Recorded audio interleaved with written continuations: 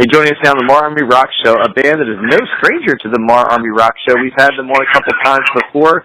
We have got Janessa and Sean from the band Dark Before Dawn from Alabama, fresh off of Motorboat. Guys, welcome to the show. Hey, how are you? Hey, thanks for having us, man.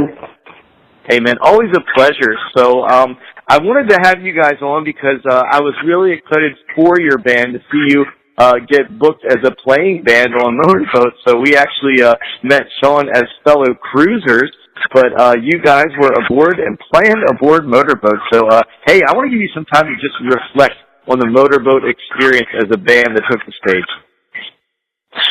Well, it was crazy. This was my first time on a cruise, at all. It was a big deal to be on it with a bunch of motorheads, motorboat, whatever you want to call it. But I mean, it was like a nonstop party for sure. I mean, there were boobies everywhere. Lots of crazy stuff happened. Yeah, it was great, man. It was basically the same as Shiprock, except just more metal, and it was very humbling to be asked to perform on there with legends, legends in the industry, and it was very humbling, and we were very honored to be asked. We had a blast. Yeah, definitely. So, Sean, tell me a little bit about the difference between, we've done a couple of these cruises with you. Tell me the difference between being an artist on the band and being a cruiser fan on the band. Well, it was a little more work, honestly. Just being recognized as we walked through. It took a while just to get across the ship a lot of times because people will be coming up wanting pictures and stuff, which is cool. I'm not saying anything negative in that aspect at all. And just getting taken care of. They really take care of the artists on the ship, and not that they don't take care of everybody on there, but just getting a little bit of special treatment was pretty freaking amazing, honestly. And getting to play, man, that was just a blast. Our last set we played when the hurricane, we were rerouting around the hurricane, and we were all up there trying to rock out on stage, but the boat was rocking, and it was rocking in the opposite directions from what we were, so it was kind of funny. I like to think that we're the ones that caused it, but we didn't fall, so that's an upside. Yeah, you probably know Annie Atlas, man. She was taking some photos for us, and I was like, you got to promise me if I fall while we're doing this, you've got to get a picture of it. But luckily I didn't fall, so it was really all worked out. So, I was going to ask you about that. So, what impact did the hurricane have on the cruise? Did it have any impact? Was the water rough? It got a little bit rough, but actually I remember when we were on Shiprock, it being a lot worse than that. They just rerouted around it. They knew in time, so I guess they just took a different path, and it got a little bit rough. It didn't really rain that much, but it just put some shows back that were scheduled for outside. The wind was the worst part, though, because I remember watching the guys going outside to smoke before our set, and they were nearly blown over by the wind, and it was hilarious. Yeah, that wind outside can get kind of wicked when you're out at sea there. So, yeah. Tell me about the sets you played. Which stages did you get to play on? Did I see that you did one on the beach? It looked like you were in that little beach stage they got there in that little, I don't know what you call it. It was like a parking garage almost. It was really neat, actually. It was like the perfect size for a small stage. It was kind of hard to hear because it was concrete, but it was definitely worth it. So we played on the beach the first time. We had an hour set, and it was right after the Beach Wars, so everybody was ready to go, pumped. And then the second time we played was the next night, and we played in Outrigger Lounge, and it's on the top of Norwegian Sky. It's the 11th floor. And in the very back. Yeah, in the very back of the ship, and that was a really nice place. It was really, it had a lot of kind of soul to it, just the atmosphere of the lounge, Yeah, the room was really cool, and it sounded awesome in there. Great sound, and the production guys were amazing. They worked really hard to get us the sound we needed, and it was pretty awesome. Yeah, shout out to Mark and Rob. Y'all were awesome. Yes, indeed. Now, yeah, you mentioned the Beach Wars. Now, did you guys participate in that? I was in it for the very first time last year. Ethan Patrick's otherwise, I was on his team, and I probably brought the whole team down a notch or two. Did you guys participate in the Beach Wars? No, we were actually setting up for our set during that. Heidi from the Butcher Babies and Ralph Sutton hosted it, and we got to catch a little bit of it because it was like right there where we were setting up at, and it was like a lot of fun.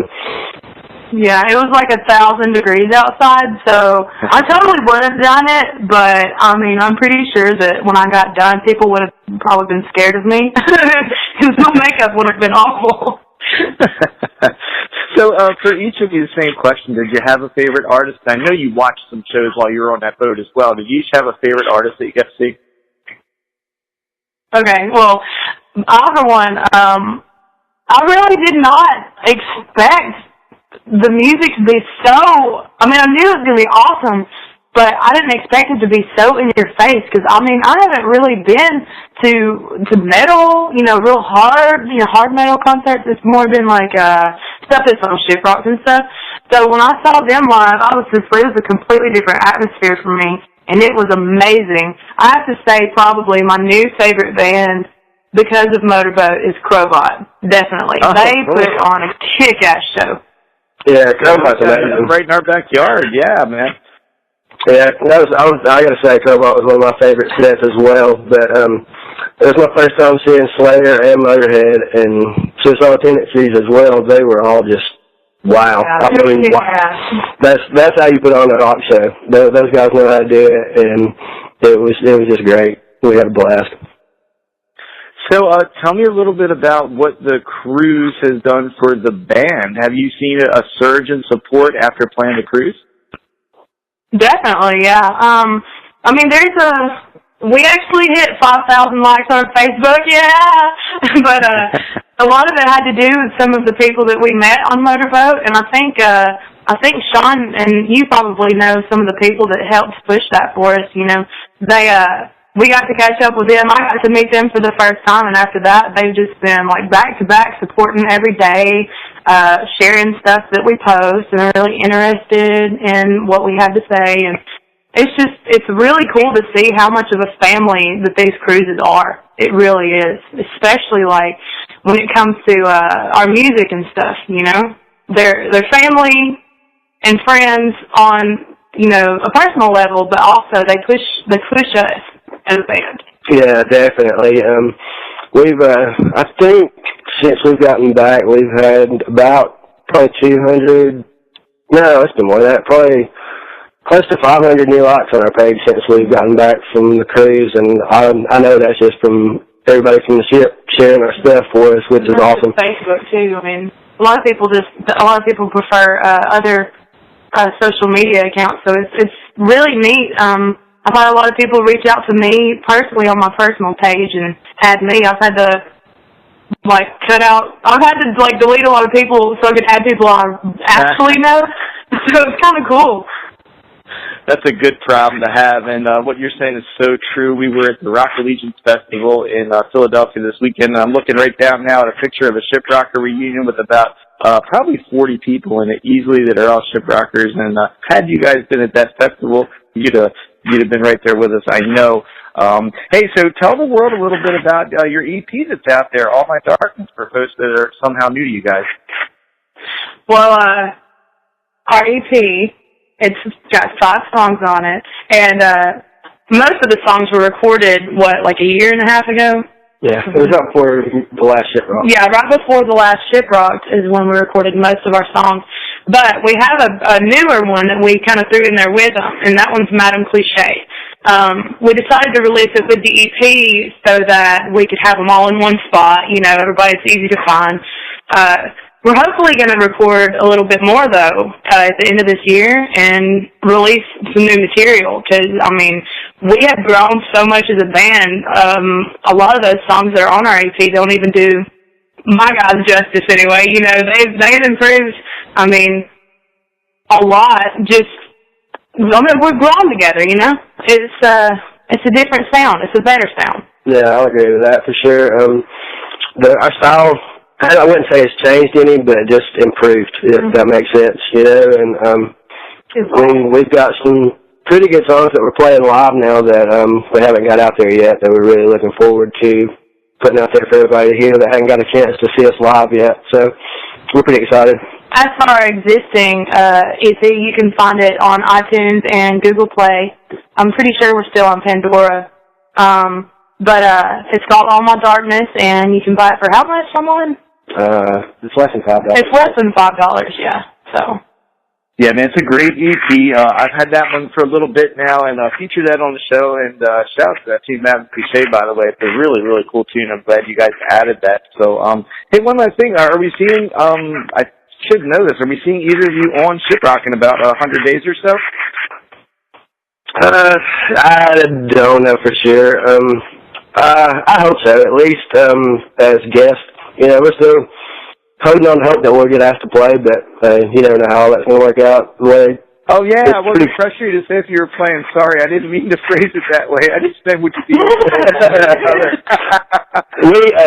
Tracy and I have done in the past 4, and we didn't book before it sold out, honestly, and we're looking into maybe catching a cabin that comes up if it's available. You know, we're don't want to miss it because the lineup this year is just unreal, and I don't know for sure. We're still working on it, actually. I hope so.